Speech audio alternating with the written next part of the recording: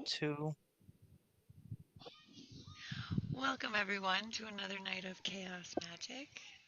I will be your host tonight along with Dre Ray. I am KataLyst. Thank you all for coming. Um, of course, we have no hate speech here, just a bunch of family sharing it out, getting your chaos out, getting your magic. And as always, it's do as thou wilt shall be the whole of the law. So, let's get started with some chaos magic. I'm going to open us out tonight with the first thing that I ever wrote, and it was in 2014. I think I titled it Explain. I can't explain the hurt I feel when it comes to our history. Our true origins have been thrown into a massive pile of sand. It pains me to know that, as an intelligent creature capable of conscious thought, knowing and feeling an internal life inside of me, that my own kind has tirelessly buried and manipulated the truth. Why? Was it simply an egocentric move? Out of fear? Were we supposed to have it covered up in order to spend our lives searching? What happens when we find the answer? Maybe it was so horrible that it had to be covered up out of fear we couldn't go on knowing the truth. This hole in my bodily mind has only gotten wider. No religious explanations have satisfied. Some have comforted, possibly out of fear or exhaustion. But nothing feels completely right. Why do I always need to ask why? Why isn't my mind and soul simple enough to believe in a story told by a trusted loved one or authority figure? Why must it always continue to search for how we have come to this point? I wonder if I knew, would I live my life differently? Would I spend it trying to explain everything to everyone else because I pity their beliefs, knowing how satisfying the truth really is? Or would I carry along this path before me, the complicated one, always searching for answers? The painful part is realizing these thoughts are similar to those who did know the truth when it all started, and how far behind we are in this moment compared to where we could have been as an informed, united species. How do we find the answers, the truth? Without some sort of belief, even the truth would be an illusion to us. So where do we draw the line and know what to trust? Is it the internal pull feeling of intuition? And if so, then why do so many feel it for the lies and stories? Are they just ignorant or blind? Why don't I feel what they feel? Would they have the knowledge and intuition that I share had they grown in a different environment? Or are they simply not strong enough? And if so, how could I give them strength? The chances of me being above or chosen are extremely unlikely. My soul and intuition tell me every living thing has the right to life and a feeling of fulfillment unconditionally. So where does that come from? And why isn't it so solidly imprinted into others the same? How could have this of all have casually how could this have possibly all have happened so casually? I know we are capable of amazing things, so completely fabricating a reality for the masses to follow isn't underestimatable. But why cut such a large cloth to cover all of our eyes with? Of the humans I've learned of and witnessed, I know for a fact that influence is beyond important. When we are young, we start as a blank canvas. Every experience adds another color, line, or detail that will become the painting that is you. Good and bad feeling are all we really ever use to navigate life, storing all information inside our bodily minds, building a map to follow, a path to take. Educated choice is the only control we have over our lives at any given moment. These choices shape our world. I have been alive and aware for a very brief moment in history, and my experience hollows me as much as it fills me. I'm humbled by our world and its love and beauty, and it pains me to know that this amazing place is being taken for granted by so many that share the same form. If you do anything with your life from this point forward, it is my hope that you experience every moment for the best, even the bad and the pain, because they are the important contrast to the positive feelings. Even more importantly, always think for yourself and question the foundations of everything that we are, because I know we all want a future free of lies and ignorance.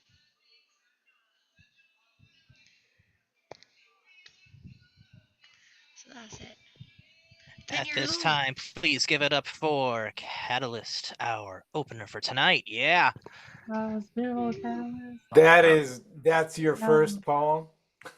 That was right? my first piece out there, yeah. Right? Boy, And you know, you set the bar high for yourself there. There's a lot of the canvas, wide of the large. That was one of my favorite lines in there. But I've been living all those questions all my life. If you ever want to talk about it, I know, right? yeah, let me know. I've been down that road for 40 years. I was gonna ask, like, how old were you when you did that? It was 10 years ago, so I was 23, I think. Oh, word. So, yeah. All right, so that's the way That's a we great started age open. you're at a the astrologers call that the Saturn return. 33. Yeah. It feels pretty important. Yeah, 27 and 33 are supposed to be really big. I don't really go for a lot of that, but there is something about it. Just like the sun never sets. Yeah, I that's think a trip. isn't your Saturn return at 26? I think Like that's 20. No, 27 is something else. 52, I 26, I don't know. 52. I'm not okay. Yeah. Yeah, go ahead and correct me. But anyway, she's at a magic age, even if I just made it up. There you go, magic. One more time. Give it up for KataLyst. Thank you, KataLyst, for sharing that. Stellar piece. Stellar piece. So up next on the mic, we have Marianne. Marianne, could you bless us with some magic? With pleasure, KataLyst and poet friends. I'm very happy to be at the top of the show today. On Friday night here in Toronto, I had the privilege of honoring Gustav with 2 poems, and I'd like to start by sharing one of them. In Celebration. If I were not a poet, but a physicist, I might speak words like these to you on a quiet night like this. I'd say, think back to science class and the laws that we learned first. No energy is ever gained or lost in the whole universe. I could speak with real authority of particles and waves, one upon the other, and the conservation of energy that keeps us still beside our dear beloved, and of all the pieces of light that ever shone from him into our eyes, still there to delight us when we remember his smile. I would say that so much energy flows from us in the form of heat that part of him forever warms us, though his life on this plane is complete. I could assure you in the very best faith that science confirms across all time and space, love is true and the evidence sound. You can take a comfort knowing our dear Gustav is still around. According to the laws that govern energy, not a bit of him is gone. He's just become less orderly. Thank you. And for my cover, I cast about a little for a piece with which to honor Gustav as well.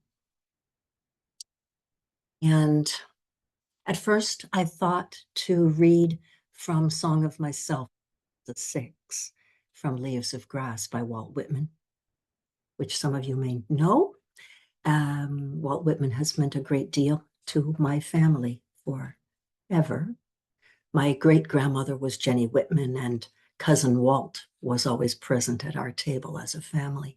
But I think even more, I would like to share a piece of writing that I think speaks in Gustav's voice. So I will share a part of today's minority opinion from the brilliant Madam Justice Sonia Sotomayor.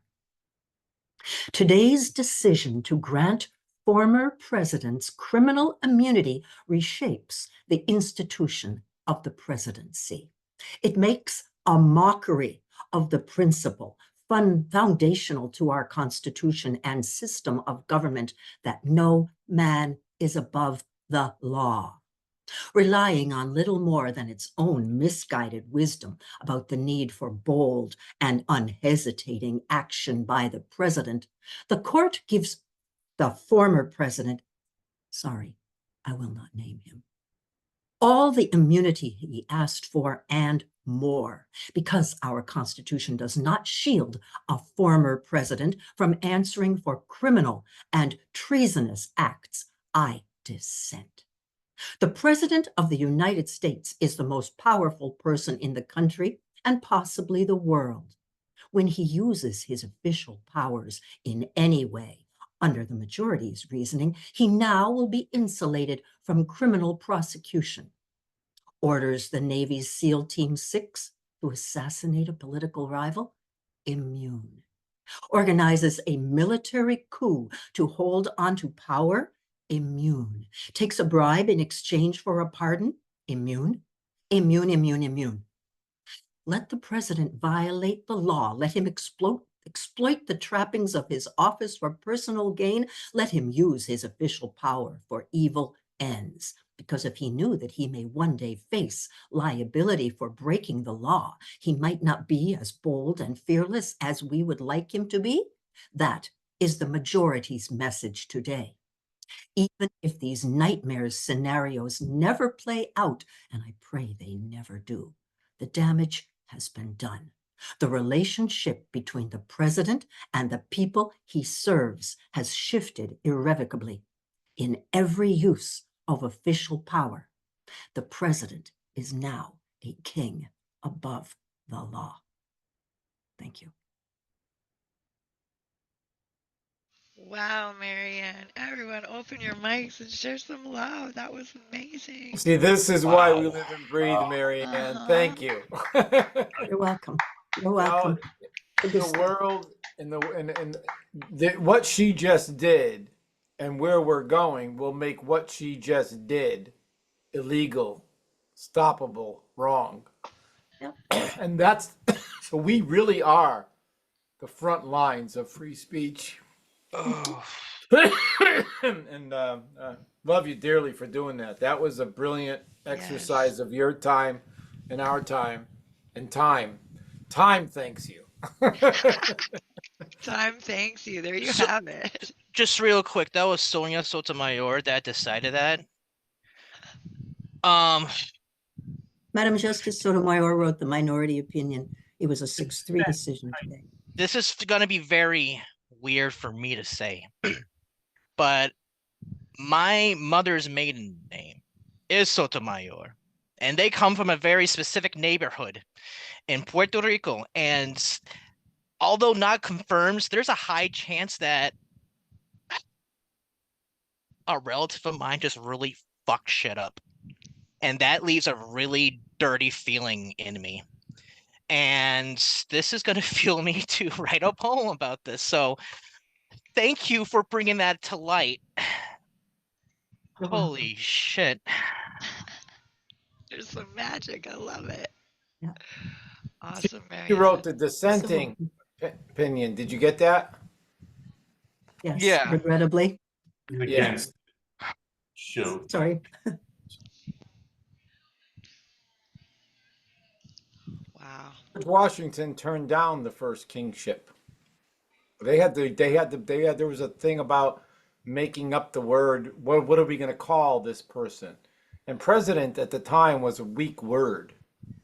And it was only through democracy itself and that made America, that the leader of America was called the leader of the free world, because we were the only one exercising it at that level, on a multicultural level, even though slavery and, all the complexes were still in shape. It's there's a really brilliant piece that I think everyone here should see. It's called it was done by the guy who is on the Daily Show, and it's called Moscow something.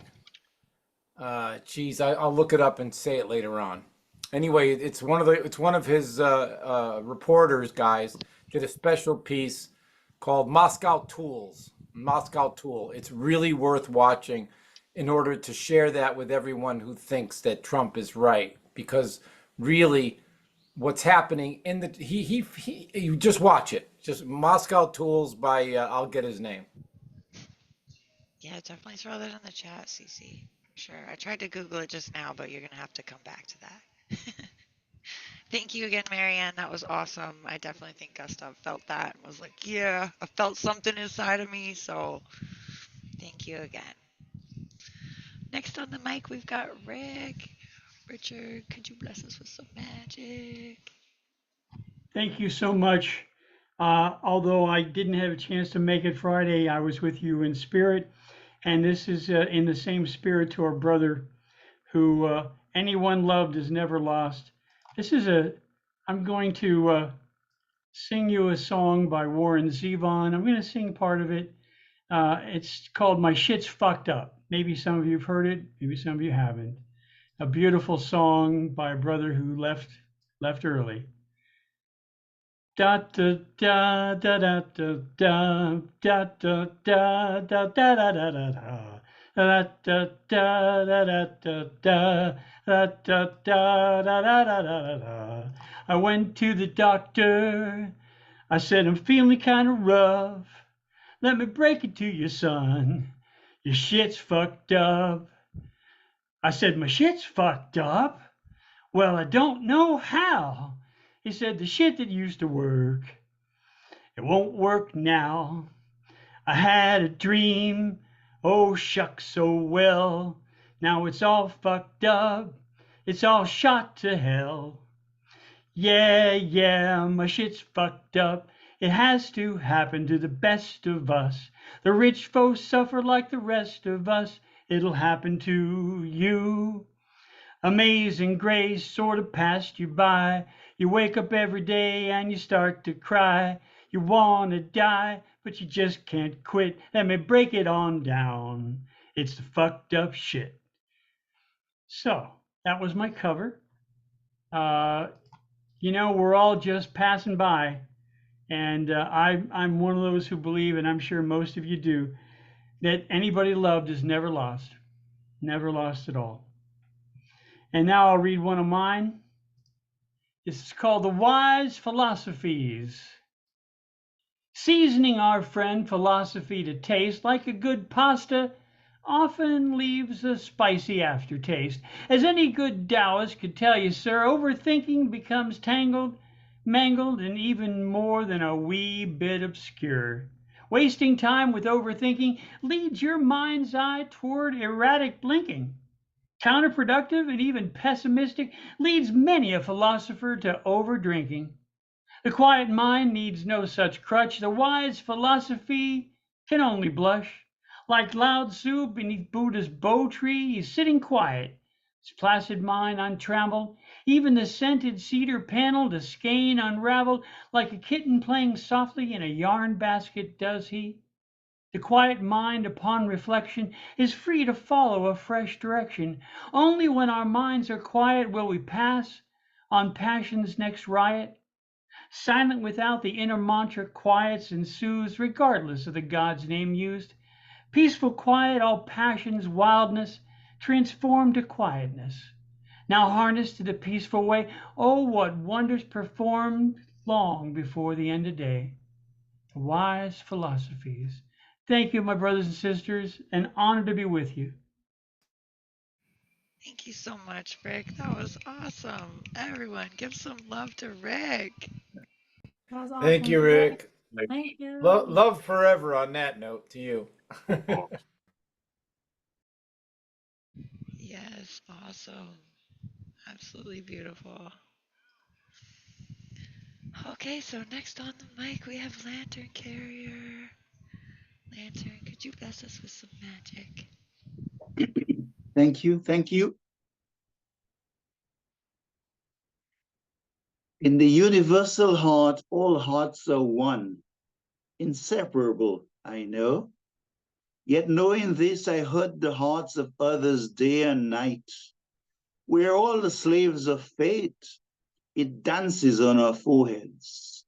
In peace sublime is the extinction sleep of fate. I know this secret. O jewel of my eye, pour into my heart your golden silence. Visionary seer, Sri Chinmoy. And now for my piece.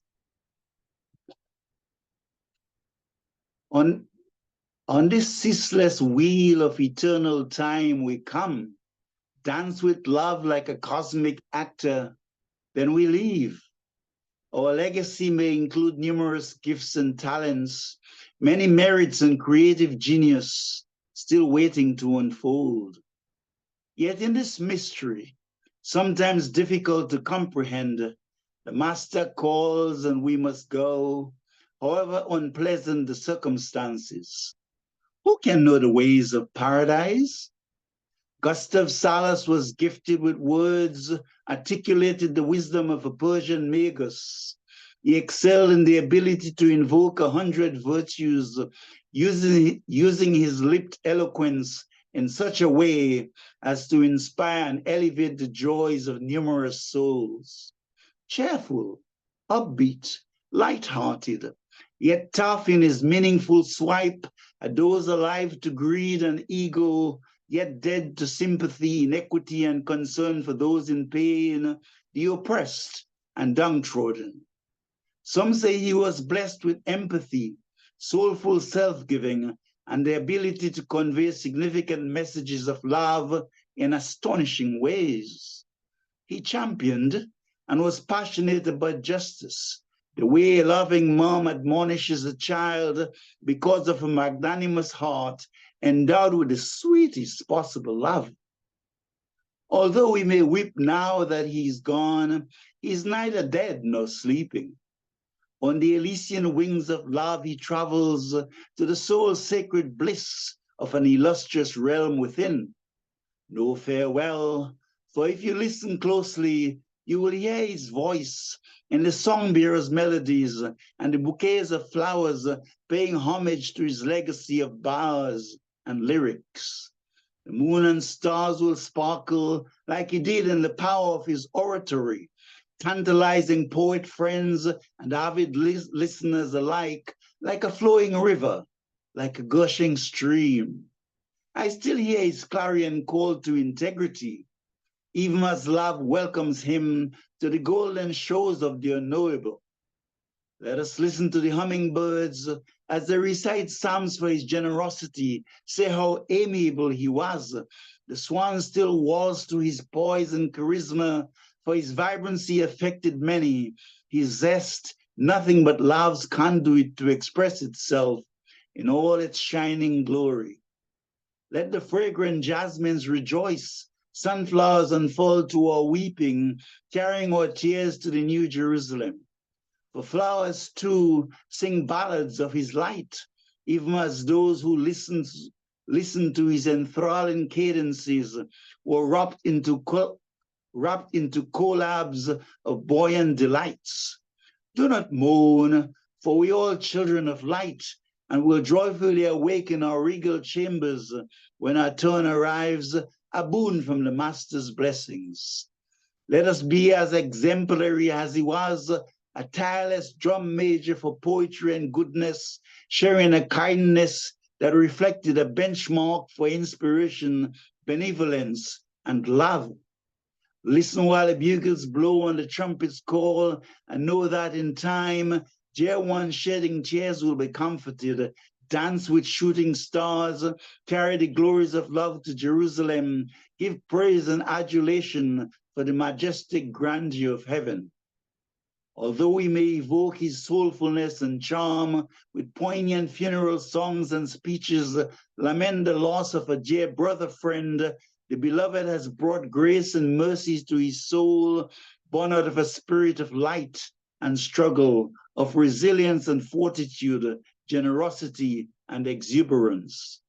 No farewell, for even as the sun sets, only to rise again at daybreak, even as the luminosity of moonbeams glisten in the darkness, and the nightingales sing upon another virgin morn, so too he has risen, chanting Alleluia to the love eternal.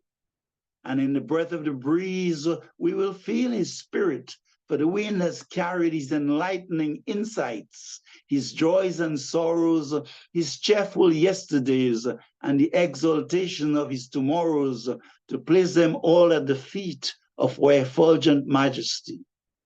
And now his spirit is sanctified Minstrels play joyfully on harps as cherubims and seraphims chant the glories of his alluringly magical and magnetic persona. Heaven smiles, gleaming with luster, as the Magos arrives at the gates of serenity and supernal beauty. Sail away, sail away, sail away to freedom.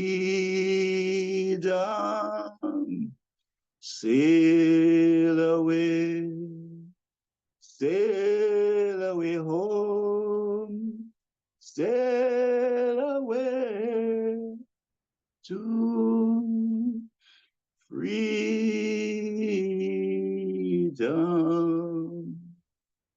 A tribute to the illustrious Magus Gustav Stalos. Thank you. Thank you, Lantern. That was an incredibly beautiful offering to the existence of the fire of life. So thank you. Everyone, share some love with Lantern. Wow, Oh, that wow. Wow, Lantern. moving. Oh, wow.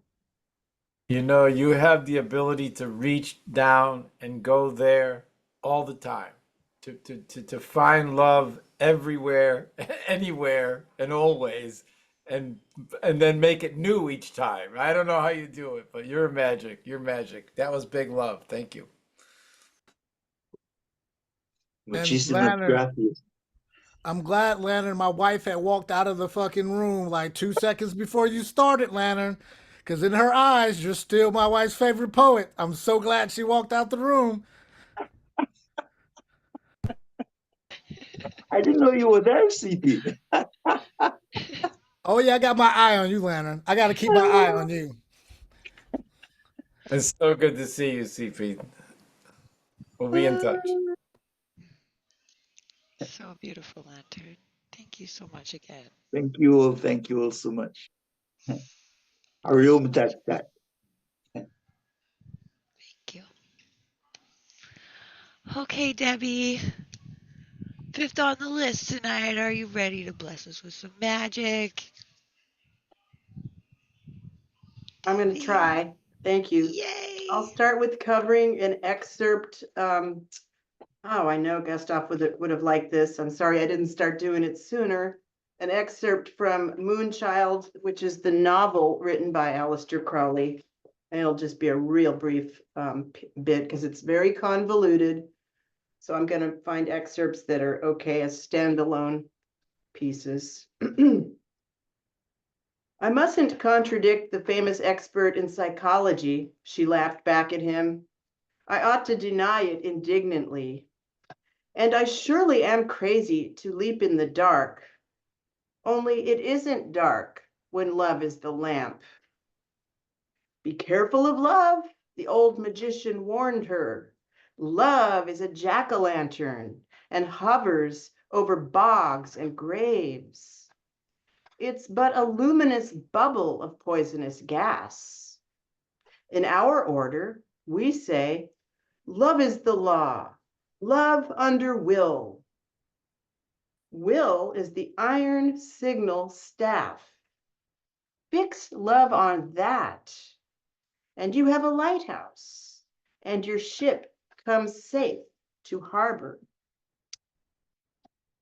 And I guess I'll just read something else of mine real quick. Who disturbs the shrubbery? To a world reborn, the green man bridges the span between blood and wood, frippery of roots and fronds, murky larval ponds where a dragonfly wings and fools trip and sing. If you listen, destroyed world, bells ring. Hallelujah! Wasteland, underworld, leading and leaning into old ways, troubled tribal pleasing. Solitude cracks around 5 speckled fledglings. Stars drop down into the folds. Original man crowns and gets a foothold. Secret keystones, prayers ironic, graves, grooves, tombs, atomic bombs. Apes never speak of mushroom, clouds, green man. Leaves and vines are your costume. Visions in emptiness, the void, the point, the waves, bold indigo lines drawn around discs atop golden staves. Face to face with grace, eyes gaze at untold fates. Deliverance from delusion, banishment of bitterness, beliefs, when stripped away, will be less of a hindrance. Thank you. Debbie, I love the way you can just fit so much in with just very simple. It's fucking amazing. Like your elegance that you take us places with just the right words. Thank you. Everyone, could you open your mics and show some love to Debbie? Thank you, Debbie. Beautiful, Debbie. Beautiful, Debbie.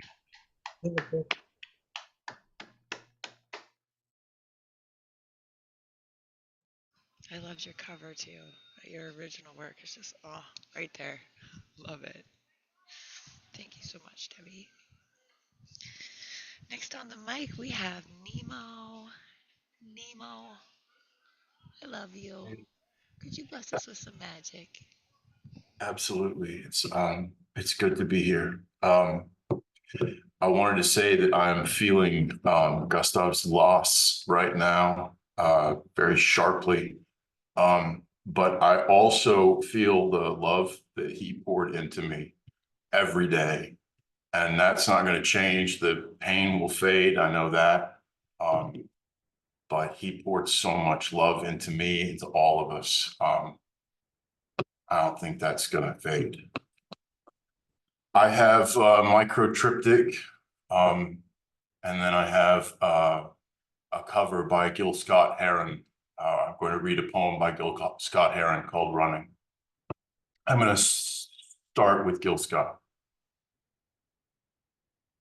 This is Running. Because I always feel like running. Not away, because there is no such place.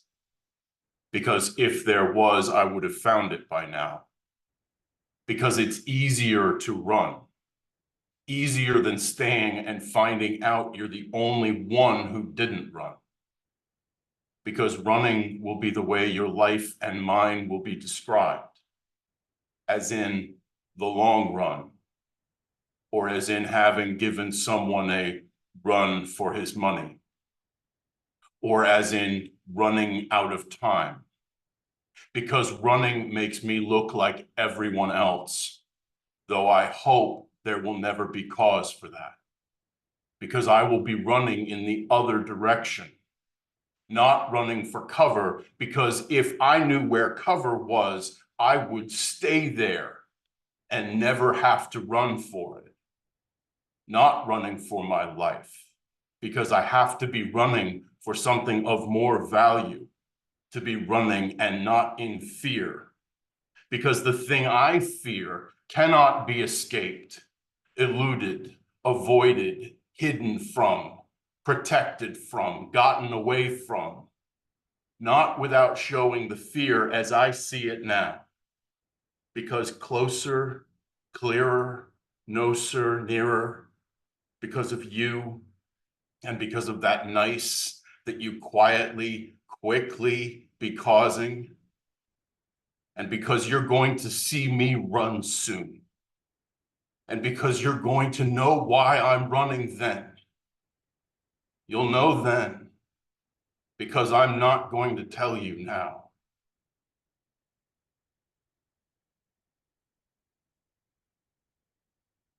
I don't want to die waiting in line. I look up and there's a fireball in the sky.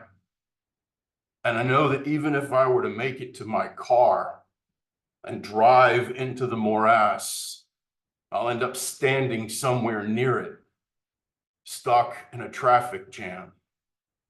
But everybody realizes that this is the end, and nobody's trying to go anywhere anymore. And we're just looking up and wondering if all the waiting was worth it.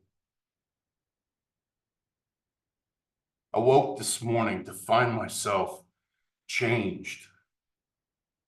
My jaw is sore from grinding, but that's nothing new.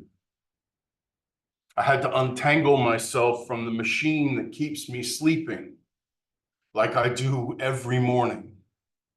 One machine to make me sleep, one machine to wake me. I won't look at myself in the mirror. Maybe I'm afraid to see my true face. Or maybe I can't bring myself to look into those sad eyes anymore. Some days, the horns are heavy, and my head is bowed, and my mood is dark, and my heart feels like it will never heal. When gods meet men, they make monsters. When monsters mate, do they make a man no God would claim? I woke this morning to find myself changed. Someone's gonna die today. Someone's gonna get shot right in the face today. Someone's gonna fall today, gonna think, so this is what it's like while they go. Someone's gonna pull the plug today, gonna swallow hard, call it off. Someone's gonna leave a note today, gonna try hard to explain why they gave up, but fail. Someone's gonna lose someone today, gonna wanna rip the molten heart from their heaving chest.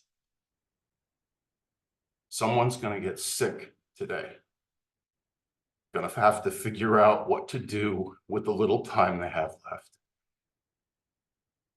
Someone's getting blown up today, gonna be vaporized by something nobody's flying and a bomb nobody saw coming.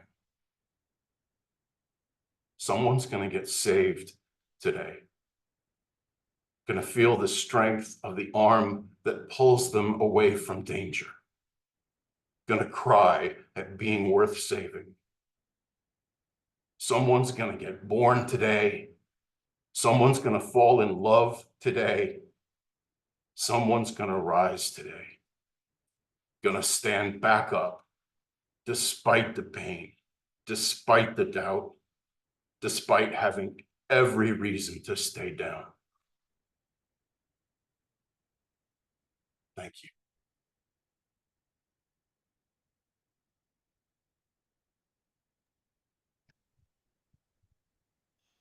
Wow, Nemo.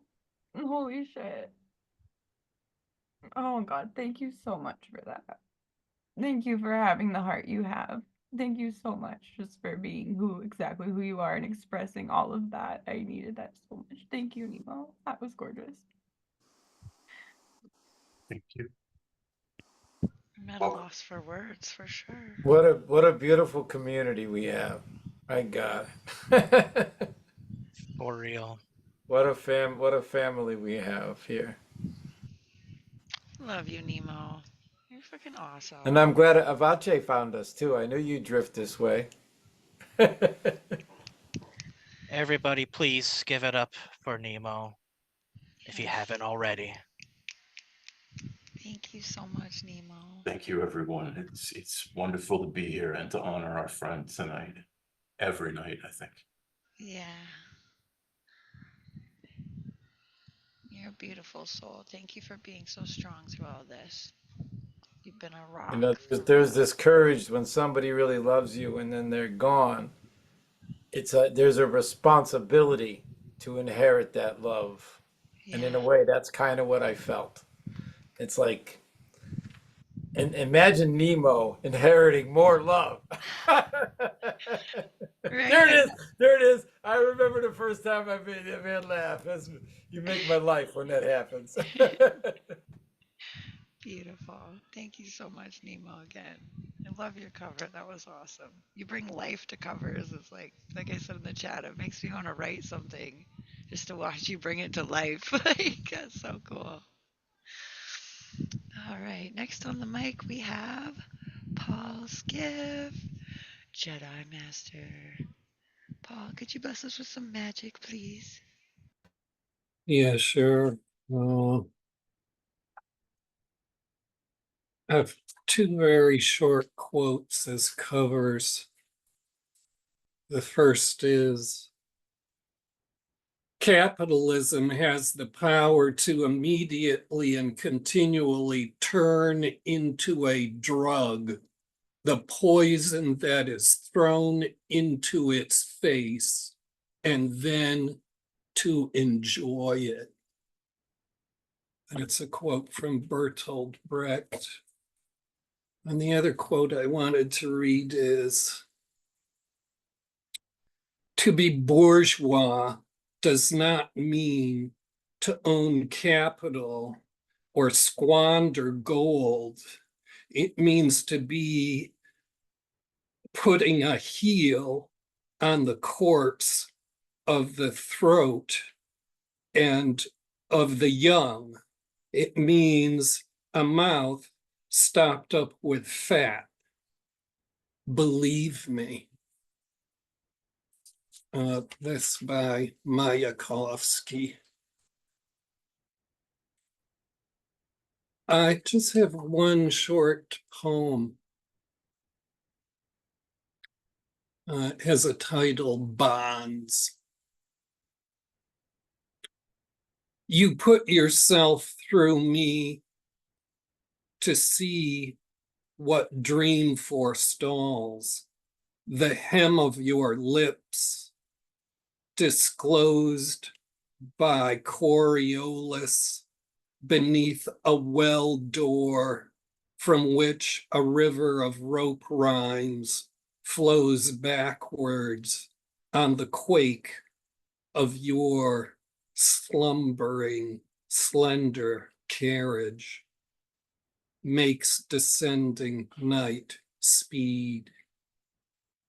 Shore of dream risks with calm anguish, penumbra, accepts with pursuit of stars, nearness and distance, where broken alms of time rain luster upon homage of articulated blood that spills upon the throne seed, translating riddle of separation into textures of sweeter rain, turned to strength in the night shared behind our eyes. Washed in a familiar destination, you wear me like sadness. I fill with the dark of you. Silence pulls its edge across the sun. That's it. Thanks. Thank you for those shares, Paul. Wow. So those quotes were just so powerful. Like, thank you. Everyone, give it up for Paul. All right, Paul. That was an amazing. That's a little bit off your usual palette ride with words, you know? I like that. That's you have this ability to transcend the page and the stage and the voice and go into realms and then dance with it with music and voice. And that was a kind of a page piece, you know? It's really good to hear your chops. I know you got them all over the place. Thanks, Cece. It was a bit of an older poem. from a time I didn't have any real influences or idols. So, you tend to just get maybe more idiosyncratic.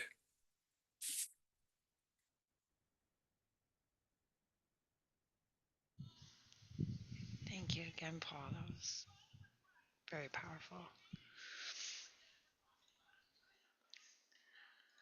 Okay, coming up next, we got CC. CC, are you ready? Bless us with some magic. All right, I didn't know that was coming up. Hold on a second. All right, let's see if I got this thing going on. Okay, all right. So this is new. It's gone through a couple of titles. Right now, it's being called My Heart and Lungs. And the opening lines and closing lines literally came from they're the words that were written for and about and through the understanding that a friend of ours has not left us, but what he left us.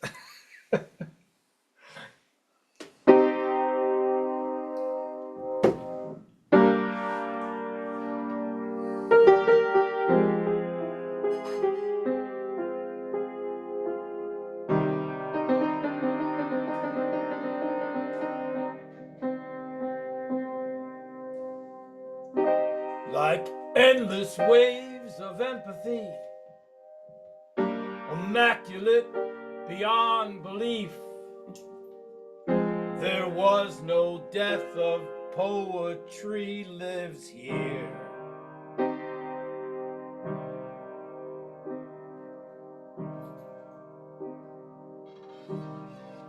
As my body loves my brain, loves my body, loves my brain. Yet it's my heart and lungs I completely understand.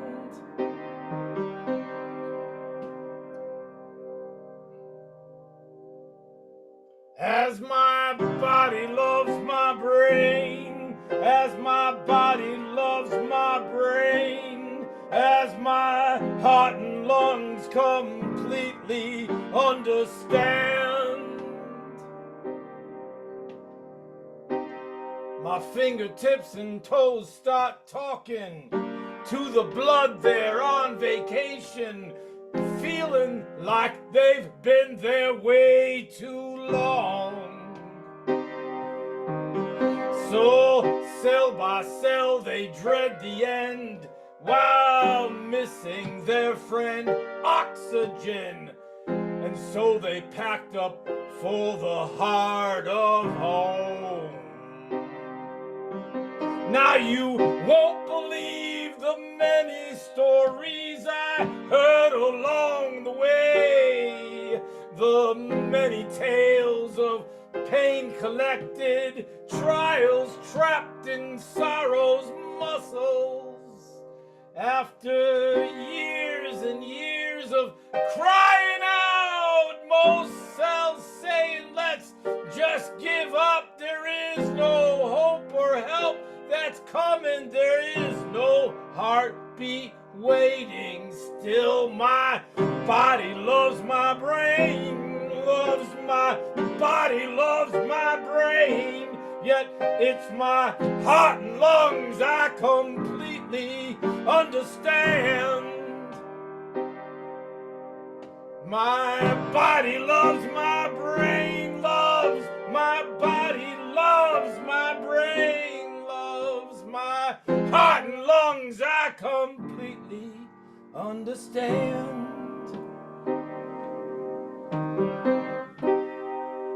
And so near death, each cell exhausted, still the heart completely welcomes. The door of love the healer opens.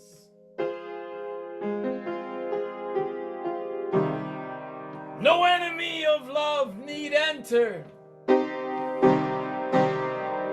So here the weight of pain was lifted, so the lungs can give the heart back breath by breath, each cell accepted. The heart's open hands where my body loves my brain, loves my body, loves my brain. Yet it's my heart and lungs I completely understand. It's my body loves my brain, loves my body, loves my brain. Yet it's my heart and lungs I completely understand.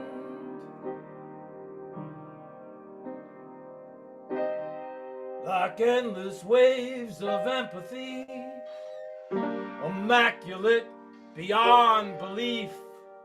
There was no death of poetry lives here.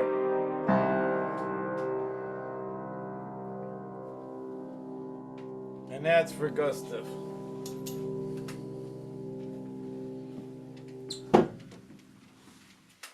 New shit.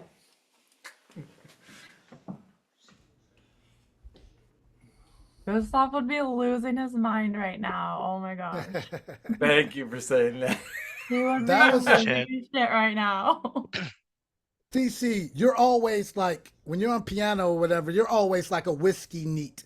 Like tonight though, you were like a rum and coke. You know what I'm saying? Like it was just, it was like this perfect meshing. Like you were rum and coke. Oh, that whole song is rum and coke. I love it. What I want to know is who in the world should be singing that? Oh. What artist do you hear? You. You. I hear know, you that's that- singing. I know Yeah. the answer is you. I got tired of it. I kind of echo what CP was saying because it felt really cozy with the piece that you brought your vocal decibel level within a certain range.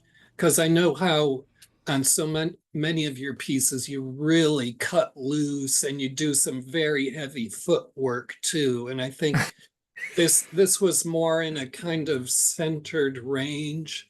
And I think it really helped focus on a lot of the repeated lines that just kind of washed over me with that usual CC warm tide.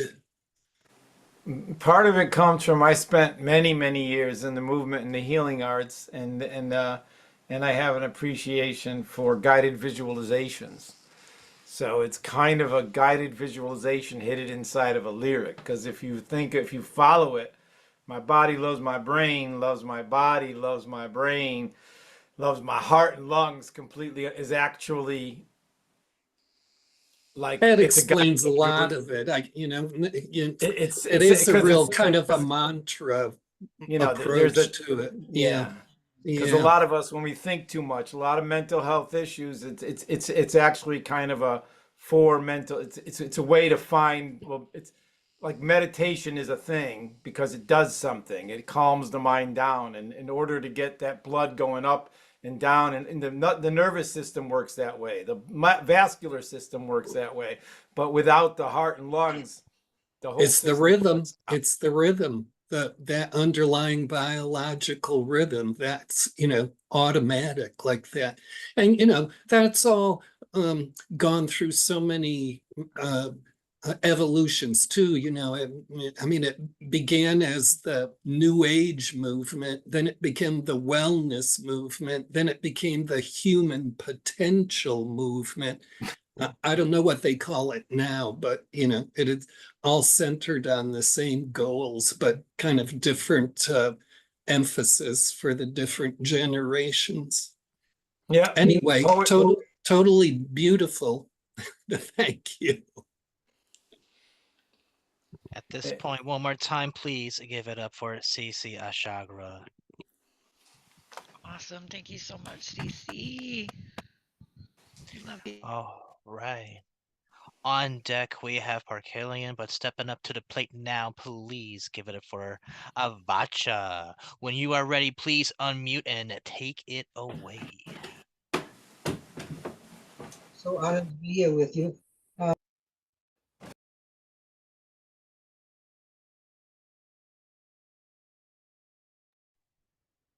Try unmuting. I thought I had unmuted for sorry. I'm sorry about that. I just lost another friend, you know, and this is like the reality is none of us are going to get out of this alive. But you know, one of the greatest nightmares is getting older, and getting older is not getting older; it's watching your friends go. So I was looking for a cover, but the cover that I saw was too long, so I'm going to read two of mine.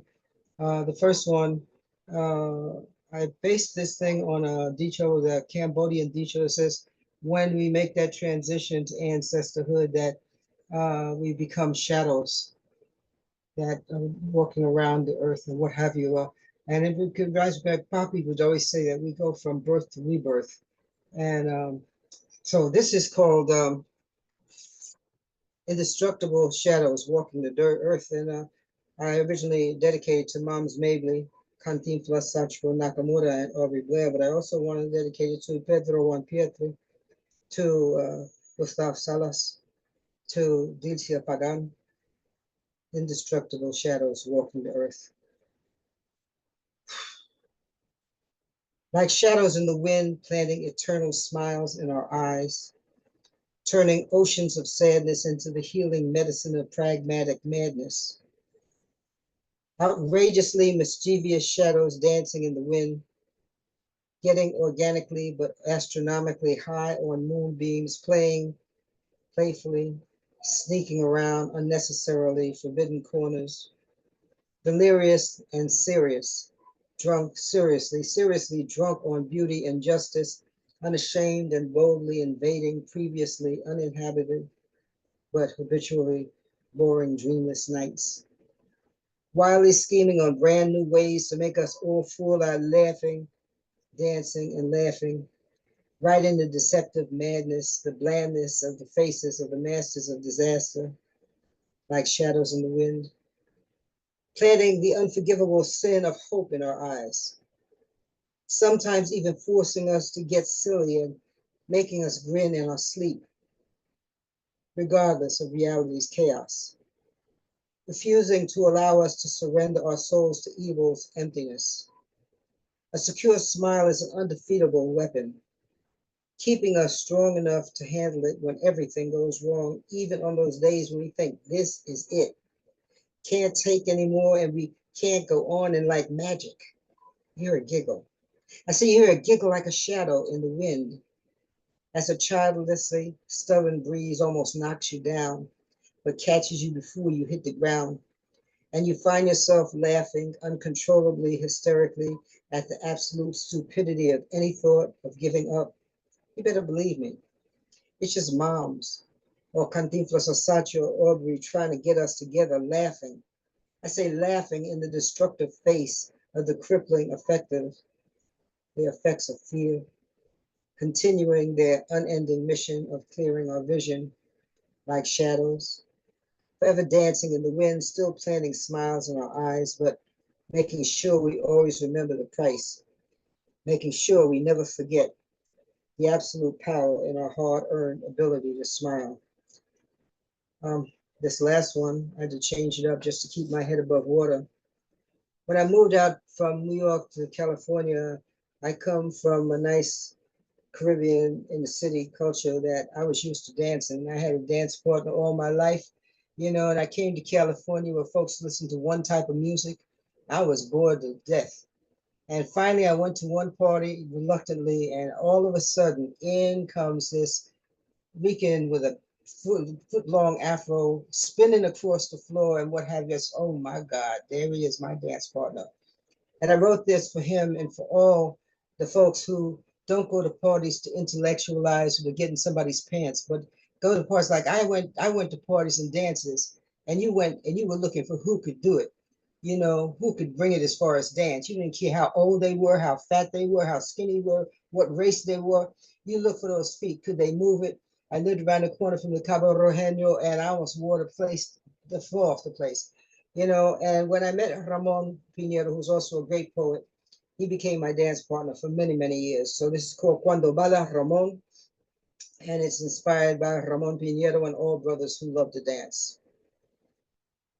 While all the nappy-headed would-be Spanish boys stand up against the walls in Yankee sophistication, Ramon comes sliding sideways across the floor screaming, and Africa, I say Africa, screaming, and his feet, hips moving in time to the pulse of the universe. He spins. I say he spins, and everybody holds their breath. Some hold other things. Cuando baila Ramon.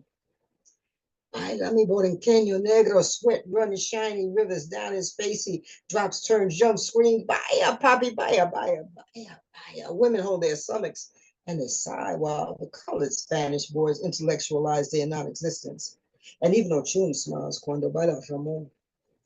Baila negrito, baila, baila, baila, the conga, drum screams, an invitation to Afro-Latino hearts. Ramon hears it and accepts the invitation. Timbales flirt and his feet answer a one-man orgy. Ay, mi morenito, ay, the wannabe Spanish boys frown in unison, wondering why everybody waits in line just to beg for one dance. Baya, Poppy.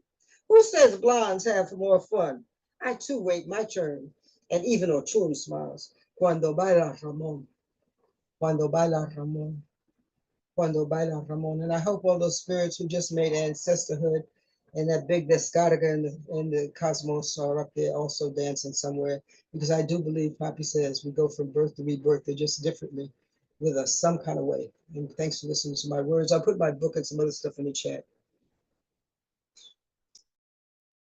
Please, at this time, give it up for Avacha, everybody. Thank you, Avacha. Dope. Oh my God, you blew my mind. That was so cool. Yeah. I could see And she that. and she does it every time. Beautiful. More all the time. Yeah. Maya Angelou's got a lot to learn from you. She does. She does. You have a tightrope between genuine and word and art, that is just, you could just dance that high wire really well. You know where your words come from. So when you say them, it comes through. The soul comes through. You're very, very good. I love the way you read and write, and then together. Thank We're you. blessed. We're blessed you're here. Thank you. Talk street magic. Please come to any one of our shows. You're welcome always. That was awesome. Thank you.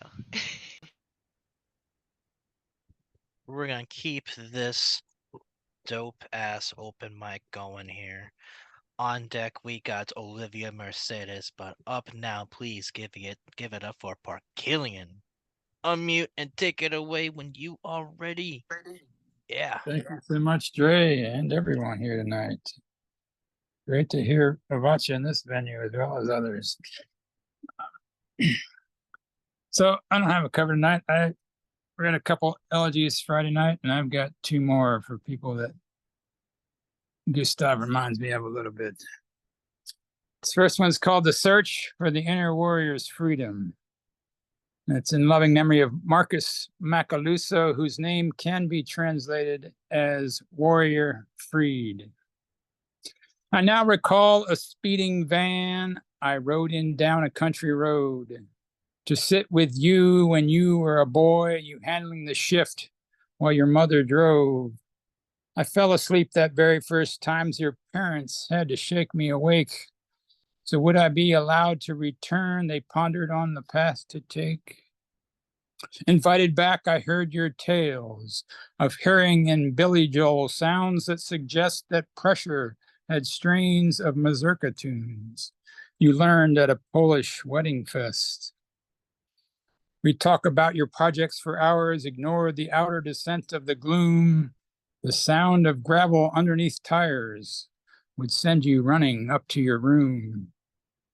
I later remember talks more serene, reclaiming your life from sour travail, sharing thoughts on how to proceed, hiking in both directions the trail you'd enter via the Eagle Mount, yearning to walk in the open air, seeking to free the warrior within, meeting an older woman there.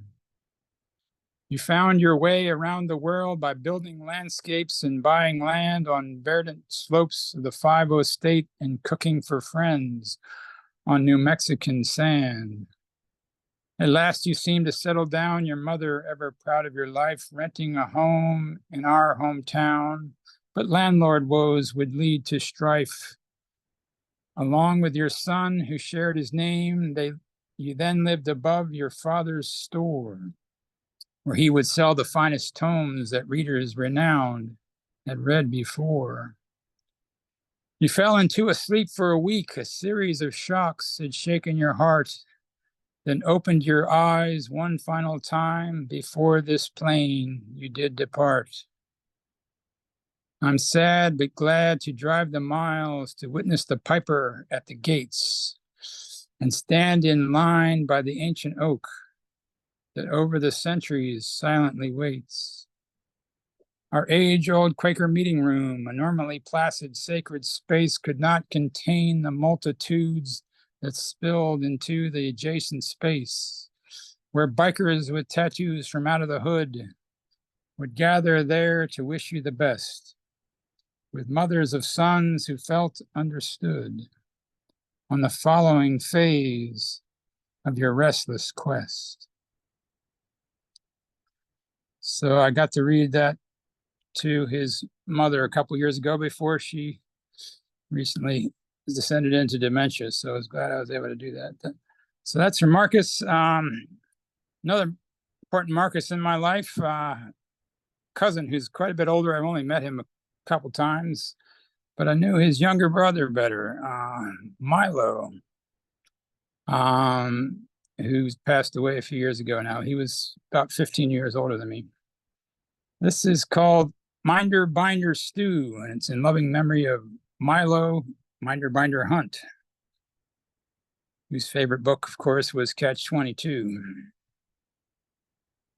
You wrote me about your personal command of ops in the peaceful seas to the south, where you had visions of sundered things like wavering memories of heavy wings that floated over the crowding clouds and days of deals done 60 ways on a campus later familiar to me as the site of the yurt in my days of my youth, where grandma once had sorted the mail, a memory your brother later revealed.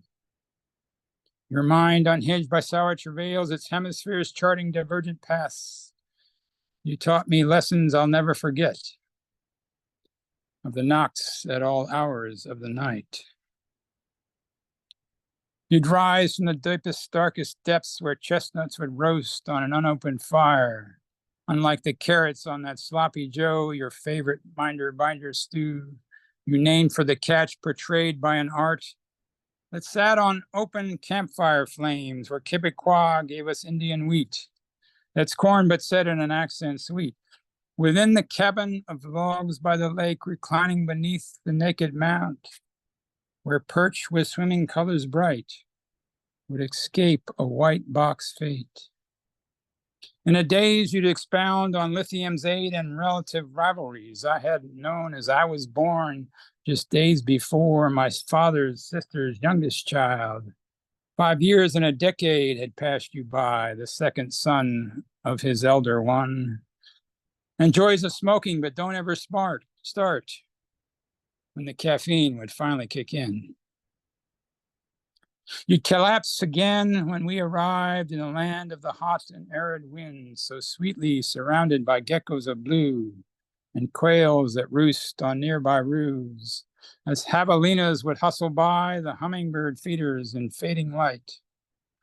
We saw your Sally lately met of teachable temperament and ageless grace, yet plucked too early like a desert bloom, sending you soon on a sugary trip to see her again on South Island shores, from which you've no need to return. And thank you so much. Thank you. Please, at this time, give it up for Parquillian, everybody. Yeah. Oh, it was Nice so work. beautiful. Nice work. That second piece was rich. Yeah. I always enjoy your stories, man. I enjoy your stories. Thank you, CP. Beautiful pieces, Parquillian. Once again, thank you for sharing as always. And once again, keep coming back. We love you here. All right. We're getting down to the last 5 performers on this list. On deck, until further notice, we have Zach. But stepping up to the plate now, please give it up for Olivia Mercedes. Unmute and take it away when you are ready. Good evening. So for my cover, I am gonna do, I feel called to do something I know Gustav would be proud of me for doing, which is playing my guitar. So I'm gonna do that. And my cover, the song I'm playing, I've only just learned how to play it, but it's been it's a really important song to me. It's one of those songs when the first time you hear it, it's like, oh shit, someone's talking to me through this song right now. So I thought I'd share it with you guys. It's a song by Paolo Nutini called Through the Echoes. It's just caught my eye the first time I heard it, and so I couldn't help but want to learn how to play it. So I'm gonna do my best. And I turned my musician sound on. You can hear that, yeah? Yes? Okay, awesome. Cool.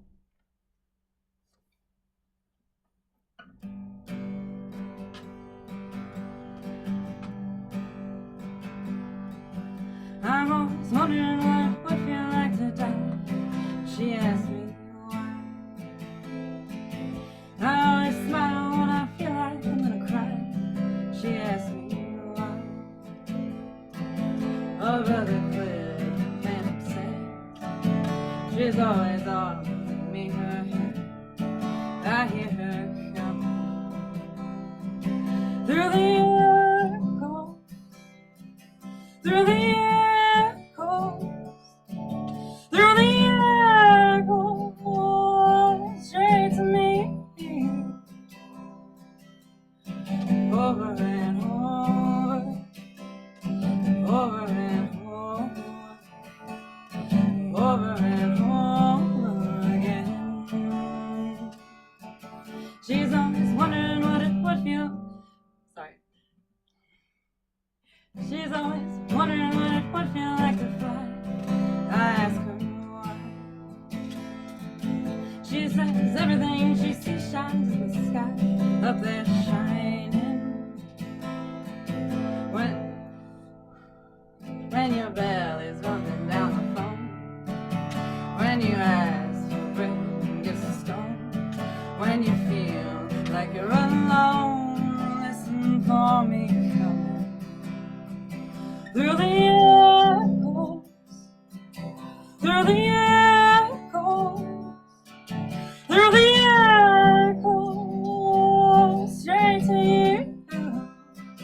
Listen for me through the echoes, through the echoes, through the echoes, straight to you.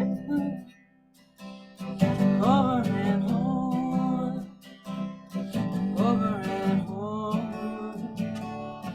over and over again. Over and over, over and over, over and over again. Through the echoes, through the echoes, through the echoes, straight to you.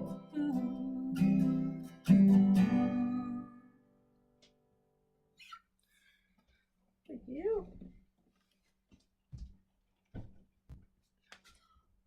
I still get all shaky when I do that.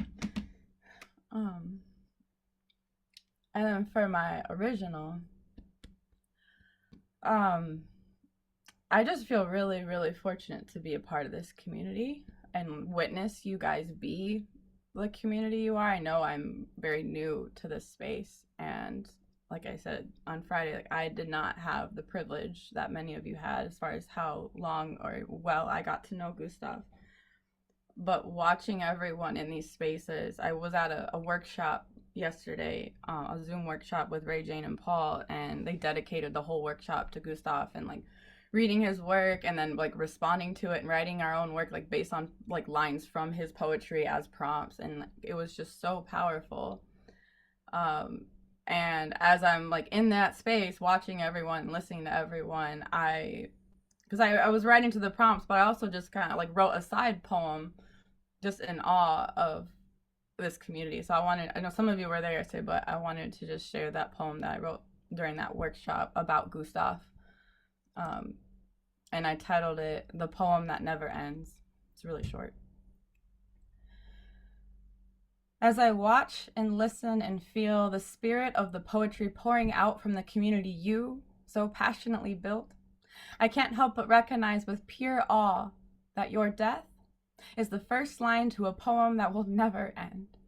Because the magic of your life is a spell cast not merely by your words, but by the love you so vibrantly churned. Some call these spaces memorials, but the word memory is too often attached to the past, so I choose rather to call this what it is. Because you, Gustav, are a poem that never ends. Thank you. Thank you guys for being who you are. It's really special to me to be here, so just thank you, all of you. Thank you. Thank you, Olivia. Everybody, please give it up for Olivia. Wow. Olivia. Yeah. Amazing song. I love that poem. Great voice. Great voice. You're It was incredibly wonderful just to talented. see how you were inhabited by that song. You know, when you testified to how you were so caught by it, it really needed no explanation. It was on display.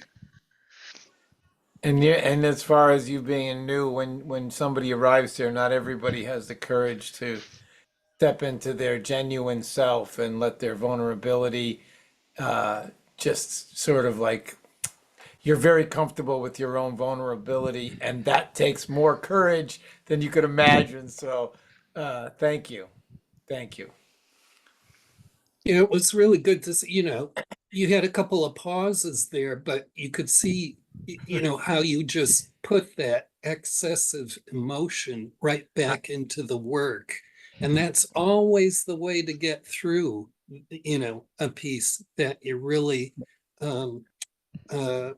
inspired by. Is just focus back into that work. And I second what CC said about vulnerability, that part of vulnerability is just being present enough to share it. Or what does Ray Jane say? It people who aren't afraid to speak feeling, something like that. Olivia, if you were like waiting for something, like if there's shit in your way or something, like let me know. I will knock it out of the way because you're like, do the thing, please. Like your voice is incredible. And just for fun, every time that you stopped, it was like when I was breaking. So I don't know if I influenced that, but thank you. Please make a YouTube or something because like you could have a concert and it would just be me there bawling and I would be your biggest fan, like for sure. You have a very very powerful performative voice. I said in the chat, kind of gives me like some vibes of like strong female artists from the 90s. It gave me some Morissette vibes. So I just want to like throw that out there, and please just keep like doing that craft. If you haven't had any motivation to do it now, well, now you have. Yeah. And I still don't know what I'm doing. And I don't think there's been a time where I've done a song without making at least one mistake. I just keep going. But I'm still looking for the style. It wasn't until that feature where I made up my mind just before it started. Thank you, Thomas and KataLyst. That I was going to talk when I wanted to talk. I was going to sing when I felt like I needed to. And I was going to sing when that happened. And I did that through the whole thing. And I made up my mind to do that just before that. That took like 9 months. Well, a lot of this is just intuition, and it's scary to your consciousness to turn itself off and just go with your intuition because you're improvising. And CC says it all the time too. You let the piece tell you where it wants to go, and part of that is you have to just kind of let go being so controlling and conscious and not be afraid to let your emotions take you where you want to go. And then that's what takes us somewhere else. Like a lot of times I'll be reading the words and I'll be so busy coming into the song that I forget even where my eyes were on the page. And it always happens when you go into your head too much and away from your throat and your heart. If you're thinking about the words and thinking about the notes and thinking about your voice, then you're not being those things. So those are accidents that I'm still paying for, and I love them. You guys are awesome. Thank you so much. Yo, you're awesome. And with that said, one more time, please give it up for Olivia Mercedes. Yeah, Olivia.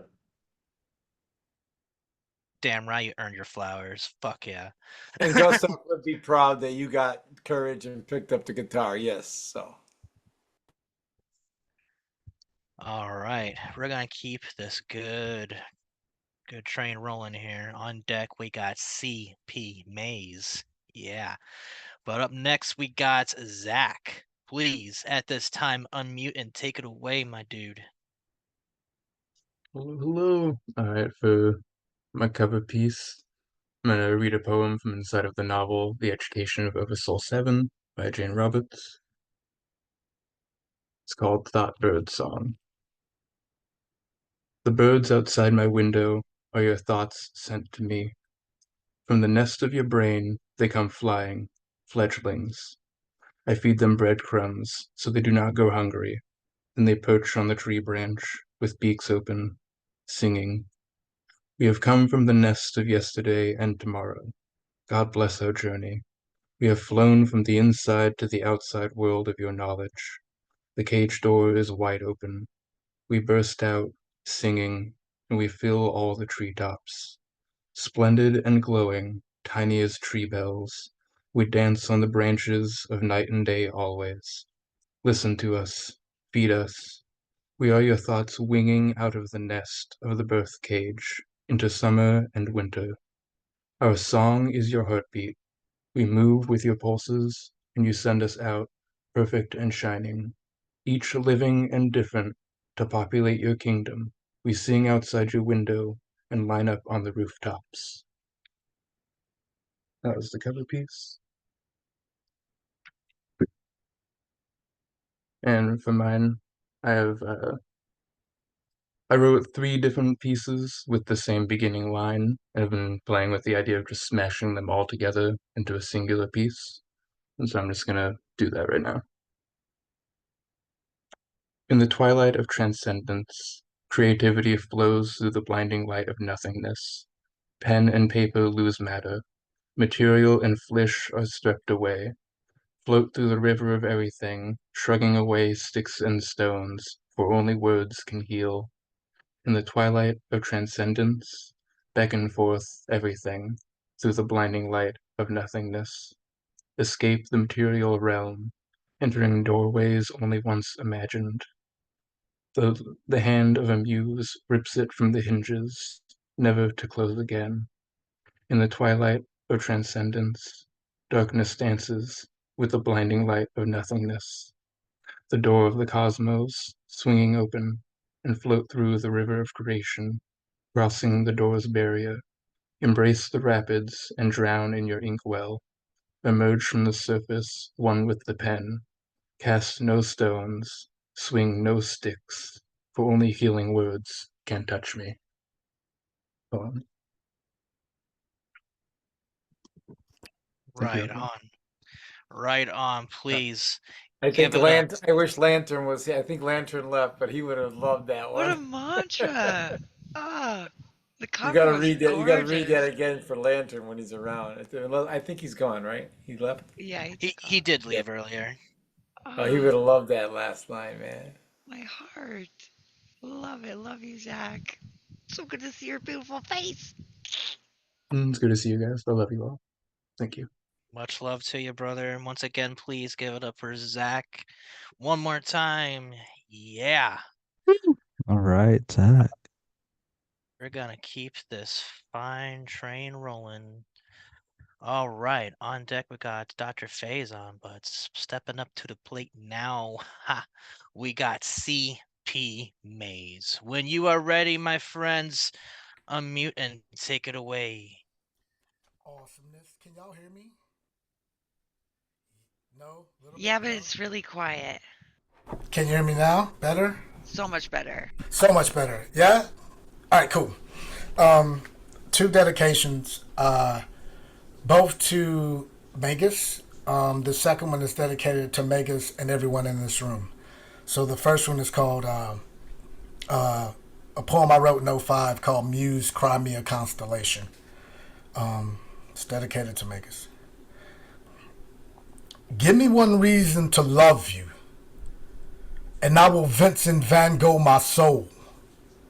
Burn it into the fabric of this paper and mail it back to myself to be opened up at 26 years old. Cause you and I are harmony in a world that only knows how to play its tunes on knees with spoons. Spoon feed me my tomorrows and I'll plaster these walls with all my childish dreams.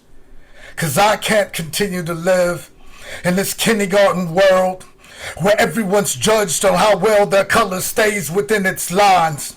And I've scribbled so far past the facades of the masses' accepted sanity that this poetry has become an insane asylum, sleeping simile safe havens from their crimes. So don't you dare convict me now, 'cause there's no way I'm going back. Cry me a constellation, muse, and I'll metaphor you a map to the moons, to Poseidon's tomb, and resurface Atlantis, 'cause I've spent way too many nights using my pen my skin as a canvas, and my pen's praying mantis to fall short of the grace of God. Weather me a storm, feather me a phoenix, Buddha me some poems. Can't stop writing till the world recognizes what we do as the newest entry in Psalms. Muse, cry me a constellation, and let the stars fall where they may. 'Cause I'm everything in my dreams. It's just when I'm awake that all flows away into the folds of the day that I can't open, and that's okay, 'cause I'm not done writing my story yet. Pen script me an hour later that my soul could savor outside of survivor syndrome that Octavia suffered from 9/11 tragedies that left her 2.5 years later taking her own life so tragically, leaving stains in my brain that resurface Marine Corps memories that I don't want to face. Muse, cry me a constellation to wash me away from this place, and I'll stop the world and melt with you. Spill me into the ocean of these pages until I can drown in you and blow water bubbles at seahorses and ride off into the sunset. Muse, mouth me a metaphor that the moon will never forget, and I'll Vincent Van Gogh my soul.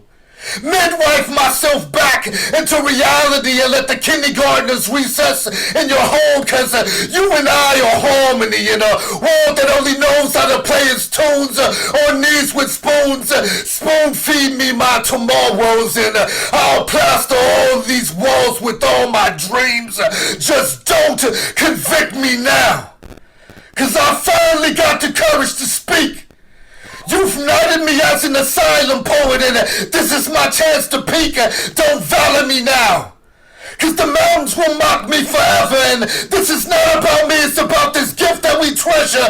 Muse, cry me a constellation so that my pen can ship souls back home, 'cause we realize we're nothing once we realize you're gone, and the clock strikes 12 and our Cinderella carriages are all gone, and we're left with nothing more than these shoes that we've walked in for so long. Just let our poems echo on. Echo on. Just let our hopes and dreams and love echo on. Echo on. Just let our spirits echo on. Muse, Crimean Constellation, dedicated to Magus. Okay. And this is the one dedicated to Magus and all of us. I realized something. I had the beauty and grace to come up with a collective of artists that were really on top of their shit. All healthy egos, like no bad egos. No one had a style that repeated itself. It's kind of like this community I found, right? I would hit up Magus like 2 or 3 o'clock in the morning talking poetry, and he's trying to convince me that I should be doing my French homework. What do we call it? I don't know. But, so this reminds me of us, but I wrote this for my camp back in 06. You will never be able to buy me, but you can for damn sure borrow the bottom lines of these middle flip fingers. I can finance you. 2 fuck yous and a hallelujah high interest rated. All of us in this room are forced to be fucking reckoned with. The year was 2006. Too rich with character to be bought by anyone. A cluster of 20-something, 30-something, 40-something low self-esteems. A bunch of balancing act basket cases. We lubricated our longing for self-love by throwing back shot after shot of asphalt elixirs. Self-medicating mixtures of hydrocodone, pain pills, codeine, X pills, beer mixed with liquor, mushrooms mixed with dry cereal. Listen to me carefully, motherfucker. I said we couldn't be bought by anyone. We rented out rooms in lions' dens without paying rent. Furnished figurative language with cigarette butts, and stranger best believe that you are goddamn beautiful. Professors were dumbfounded by our use of diction. Viewed pimping promoters the way we viewed pimping preachers and pastors as nothing more than a buffet collection plate of bastards.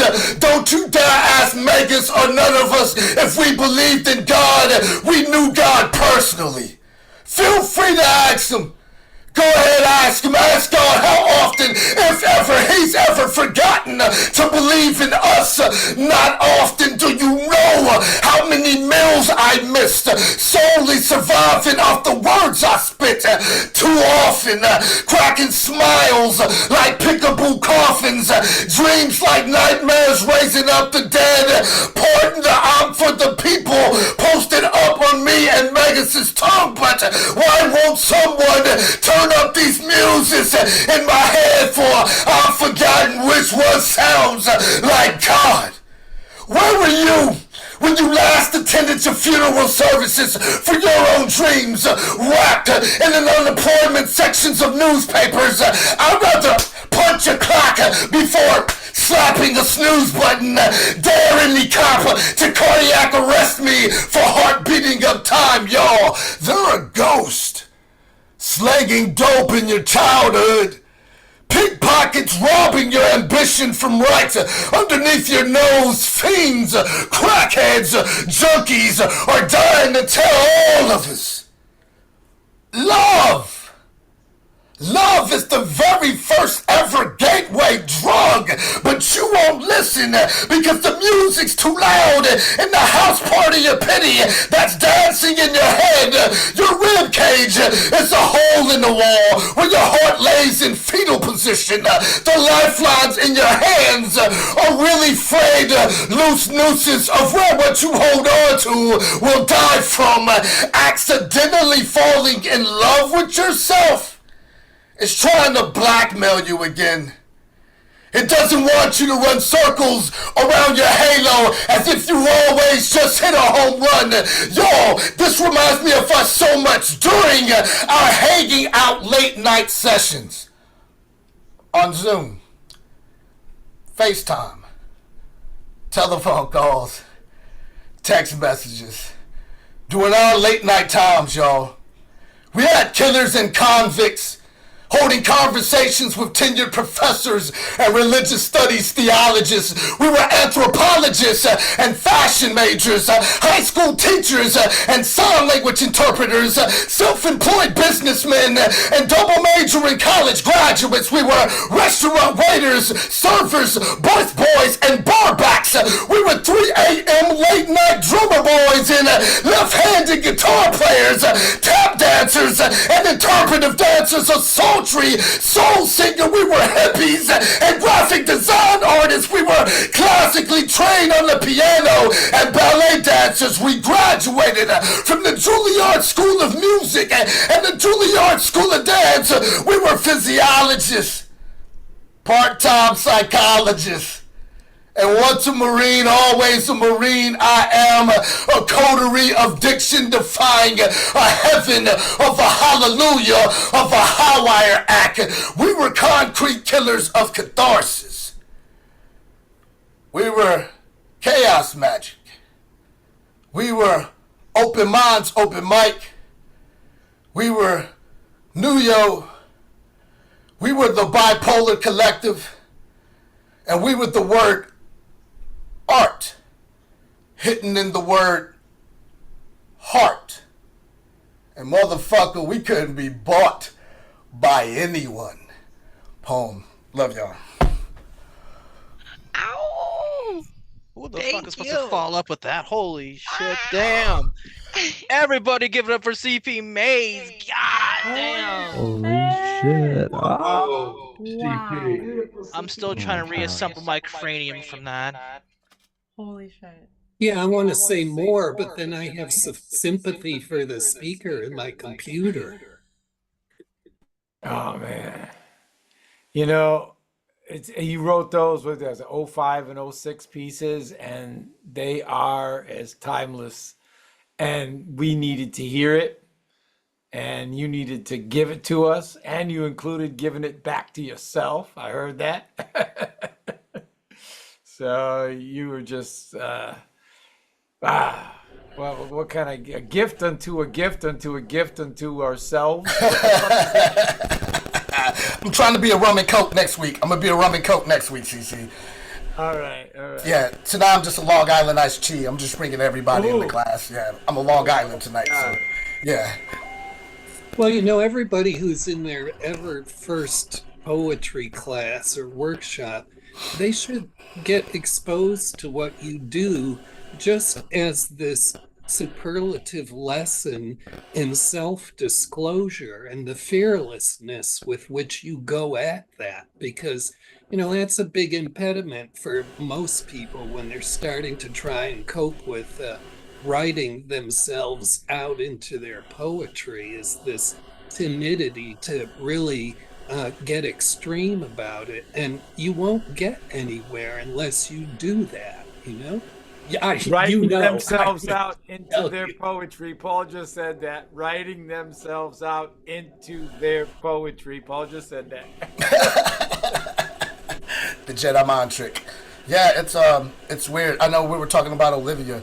I just remember like coming up, and I'll make this like 30 seconds so we can get to our last two poets. But I remember coming up and the unique style, and everybody was on this Love Jones jazz style poetry.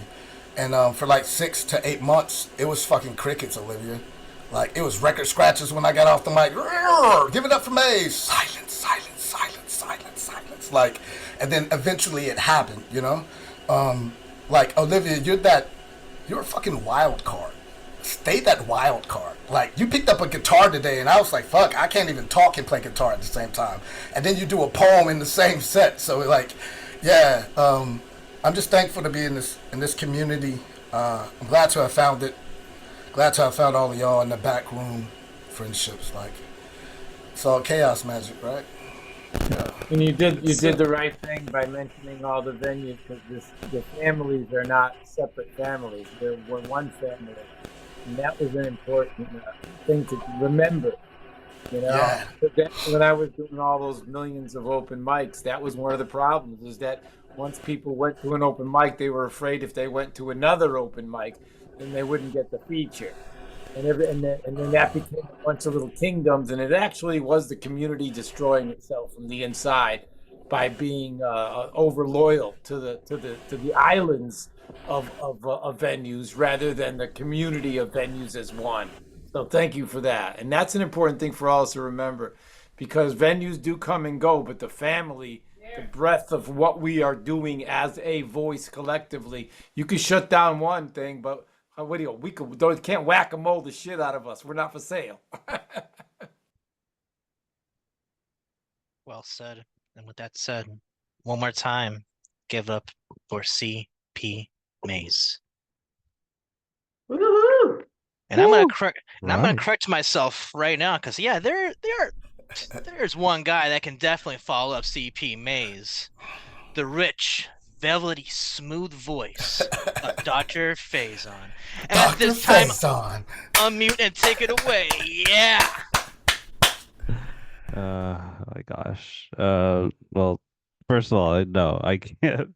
I can't follow CP Maze, but I'm gonna do whatever I can. Yeah, and I just Okay, have I'm gonna to pretend you just didn't say that, and take one. We'll edit that out. We will edit that out. Okay, so yeah, but Won't be I the just want to Schneider cut say either. I really miss him. I really miss Gustav, and I only wish that I had more time to experience his brilliance. But yeah, so um in any case, yeah, I want to read as a cover this poem by a Palestinian poet Naomi Shihab. It's called Streets. A man leaves the world, and the streets he lived on grow a little shorter. One more window dark in this city, the figs on his branches will soften for birds. If we stand quietly enough evenings, there grows a whole company of us standing quietly together. Overhead, loud grackles are claiming their trees, and the sky, which sows and sows, tirelessly sowing, drops her purple hem. Each thing in its time, in its place. It would be nice to think the same about people. Some people do.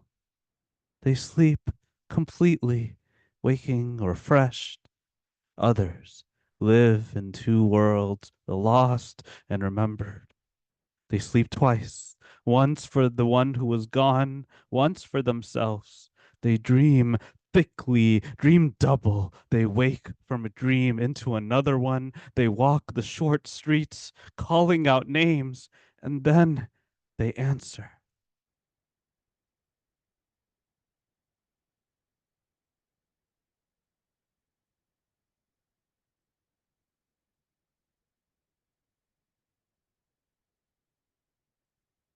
So, yeah, so again, yeah, those are beautiful words of Naomi Shihab. Um, and yeah, and I guess I just had a couple of poems my own to share. Yeah, and of course, again, yeah, this is for Gustav. It's a short one called Power. I'm sitting in a dollop of sunlight. My eyes burn slow. Sling your lids low. I'm reaching across the screen. Please place your palm here. I am knocking. Can you feel the cracks? The fault line between your lips, hearts. Your ripples travel this earth as you walk. My bare feet tremble. I am quaking. You may see how still I carefully keep my upper body, how controlled my calm as I listen to the tapestry of your beautiful mind. But you don't see how my bones crumble, how I shatter in slow, slow motion at the mere touch of your voice. Please, don't stop.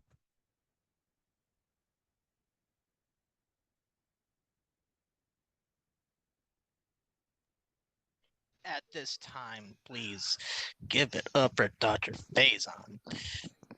Yes, thank you. Do you have one more? Oh yeah, I have one more. Yeah. Yes. Okay, cool.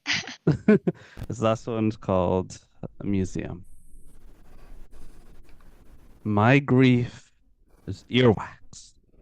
It builds and builds and cements every prolonged silence. My grief listens and absorbs like the song of snow. My grief, twinkling, is lost in my body's perpetual night. I try to tunnel through my grief, try to open up like a hollow iris, expose my deeper truths to the air, try to listen to the words it swallowed up and hid in its aching walls, to scoop the soft nothings out, to let the reassurance of who I really am flow through me like water. But my grief is the crash of blood ringing in my ears. My grief is the lone thief of all the poetry that passed me by as I sat idling inside its back seat. My grief carries me like all the rides I took through childhood, dreaming of home, yet it took me farther away every time I let it drive. Is grief my autopilot, brushing my teeth, crossing empty roads, touching my own legs, my arms, grief, the chills up my spine and down my once easy stomach, grief, the bitter butterflies turned caterpillars, eating me inside out, grief, the mask I wear, the stink of worn underclothes, my grief sitting here with me as it leaves me all alone.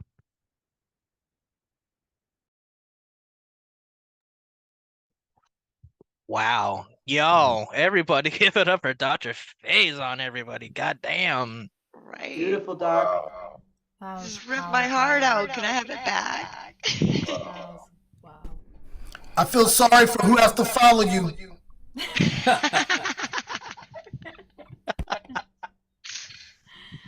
Oh, You good. are amazing. I love you guys. We love you, That man. was awesome. Speaking of who gets to follow Dr. Faizen, we have our amazing Dre Reyes, my co-host for the night. Thank you for holding it down while I've been in the background bawling my eyes out. Like, you're a rock. Yeah, no problem. I thought you were actually just going for a quick bite or something. But hey everybody. Love you, fam. It's been a pleasure to share space with everybody here tonight. And as our closer, I do have a cover, and I got really new shit. So I'm gonna start with the cover first. Here is Uncle Robot by Mighty Mike McGee. I remember I got this from him back in 2012 when he was touring around the Northeast, and I decided to cover one of his pieces. This one is called The Winners.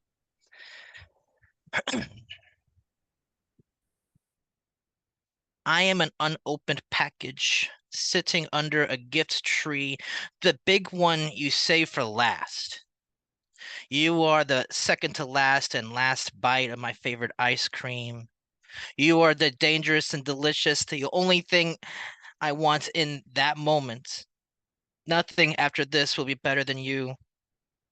I am ibuprofen working better than you expected. You are the beach when the fog lifts. I am something at a yard sale that you want to and need. Everyone else passed me up and you found me.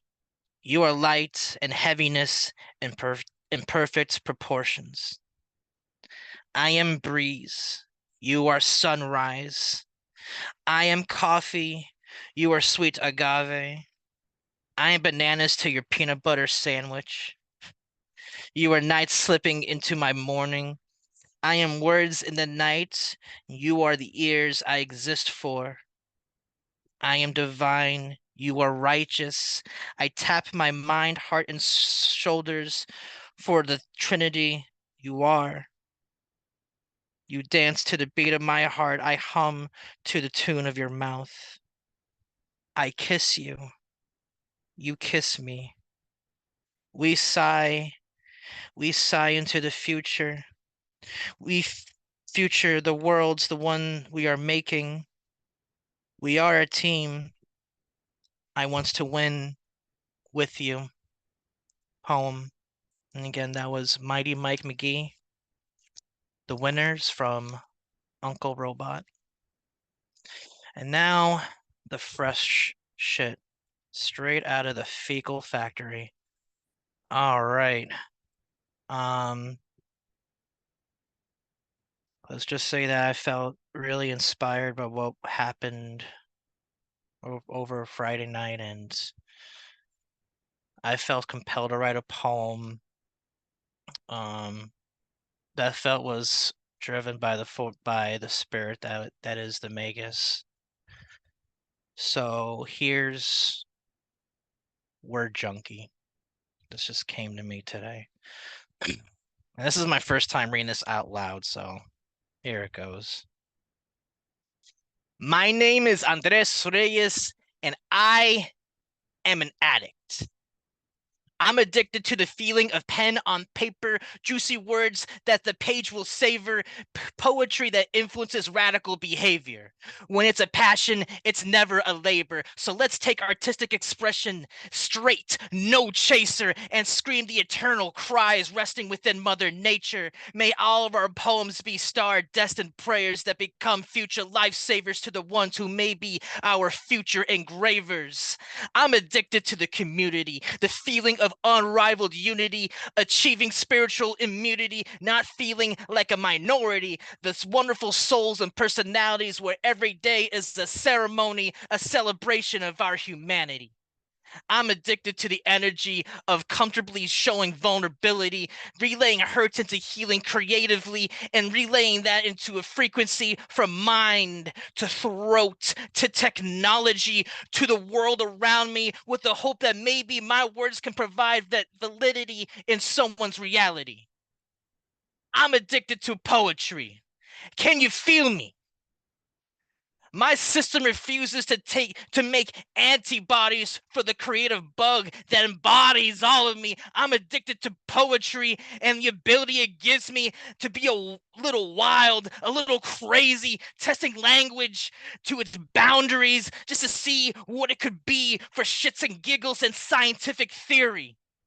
I'm addicted to poetry and the spiritual liberty it brings to me. I'm a word junkie whose only fix is poetry. Again, my name is Andres Reyes, and I am an addict.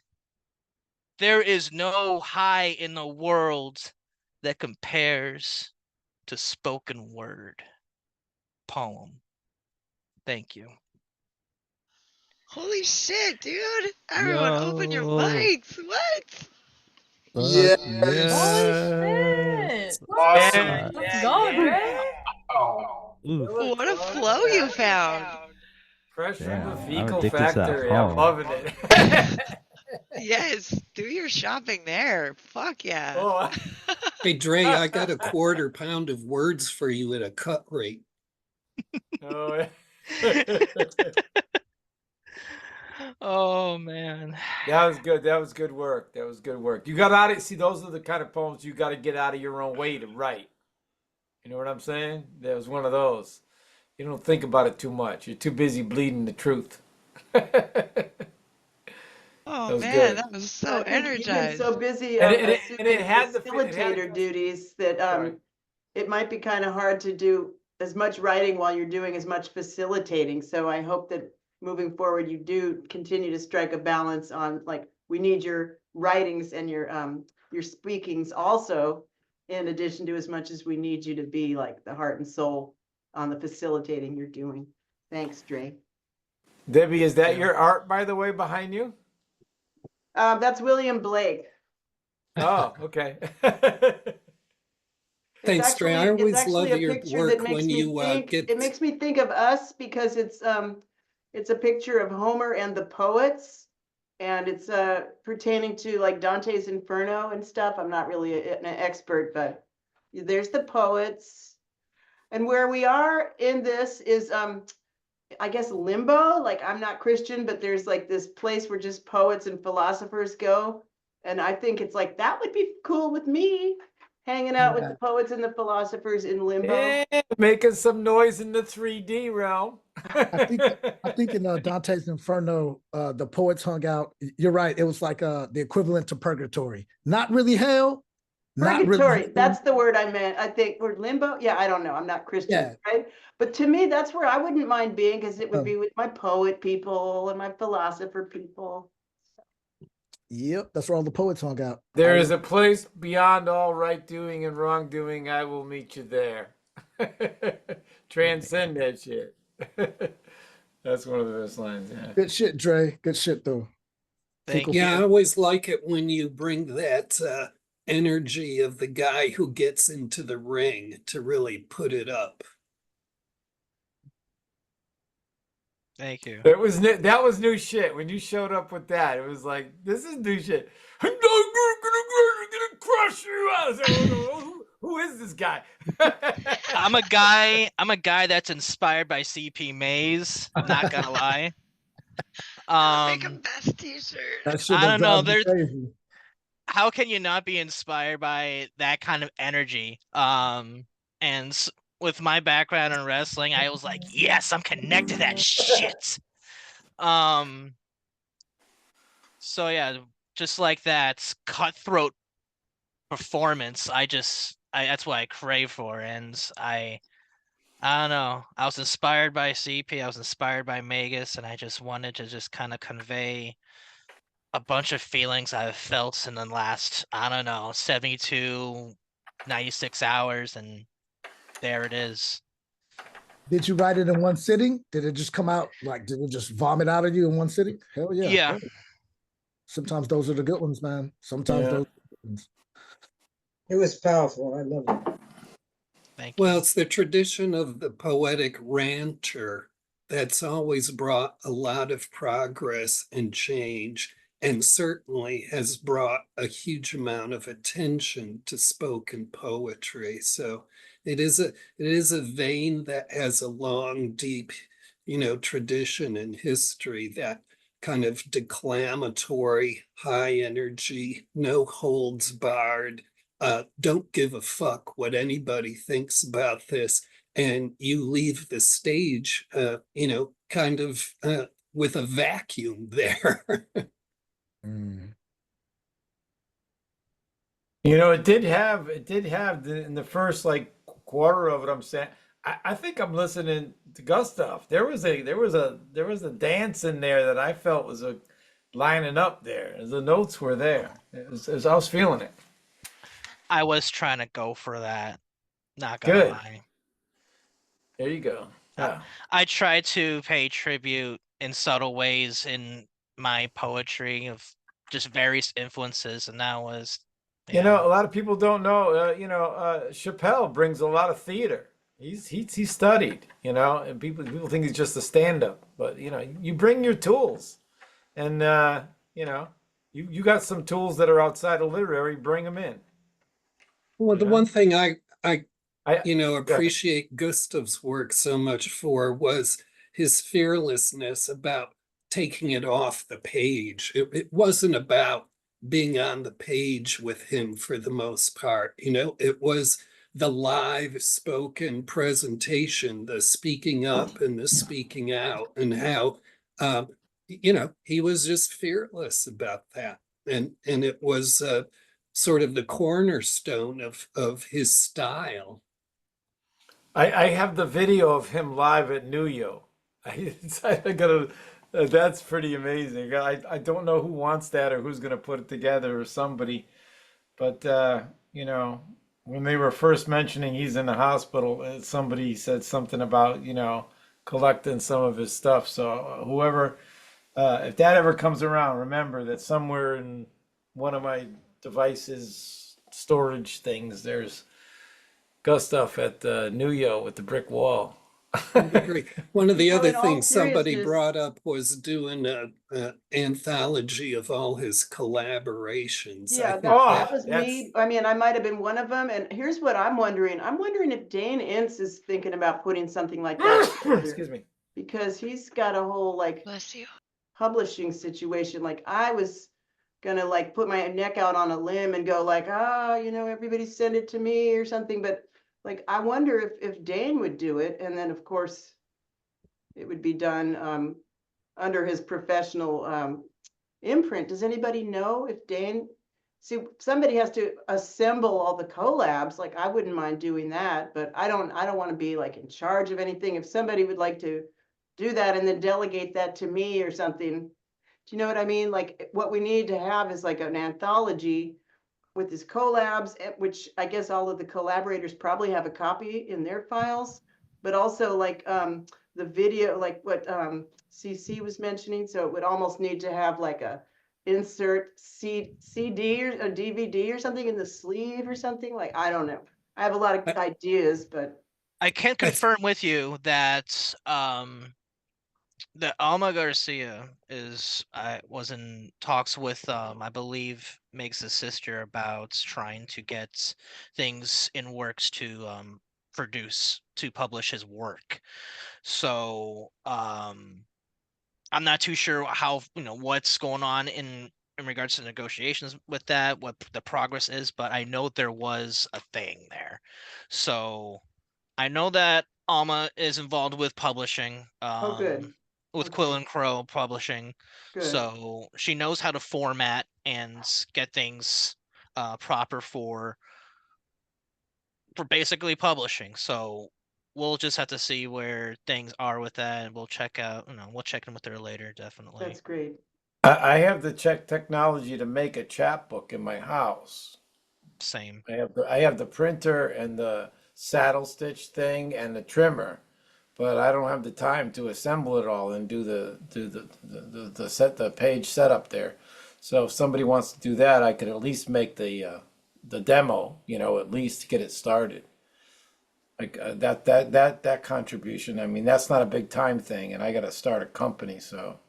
Yeah, I know how to lay out pages also. I just do not have a actual publishing company. In other words, I have not set up a fictitious business name. Oh, and I have all the that. I have things. Press 22 Publishing, but I think there's plenty of people with a more advanced version of that. With That is why distribution. I'm not like volunteering to be the publisher of this. So somebody with all that infrastructure. But yeah, if they need help just laying out pages or something, let me know. Yeah. Typesetter. You're a typesetter. I'm a book designer. Oh. I'm a Okay. desktop publishing whiz, but I just don't Oh, have a wow. publishing company. Yeah. I publish wow. my own So- stuff, but I know how to do it. Anyway, Well, I'm not on a trying to like toot my own Yeah. horn. I hope somebody does it. No, I'm glad to learn that about I'll you. buy a copy. On a different day. I would suggest Thank you very much, my agent. I would suggest talking to Marisa Prada. She does great work. Yeah, that's another good small press, and she's got quite an assembly line going, regularly putting out a yearly catalog of work at a pretty high quality of production. Red Green Books, right? Red and Green Books. Yeah, red and green. Anyway, I'm gonna say good night, folks. Good luck. All right. Thank you for being here. Always good to see you. Hope to see you again. Actually, red or green. Red or Thank you. green. Red or R-E-A- All right. R-E-A-D. Samuel Rain as well. Yeah. Thank you all for gathering tonight, sharing art of our own, of someone else's. Get multiple perspectives of one show, definitely, yeah. And we always love when we share space with all of you here. We thank you. But just to kind of remind y'all, we do have other shows lined up this week. Tomorrow at 5 p.m. Eastern Standard Time, we got the Heart of the Artist, we got the reunion show hosted by KataLyst and Whisper Poet. Friday nights, we got our Open Minds Open Mic. Do we have a feature this week? We do. We have Poetic Desire and God's Child this Friday. So that's what we want to be for. Check that out. And we got the Slam Jam this Saturday. We got Elemental. Elemental will be our special guest coach this Saturday, 5 p.m. Eastern Standard Time, all in the same Zoom room. But thank you. Thank you all for joining. Until next time, keep writing and keep loving. Thank y'all. Good night, everyone. Space.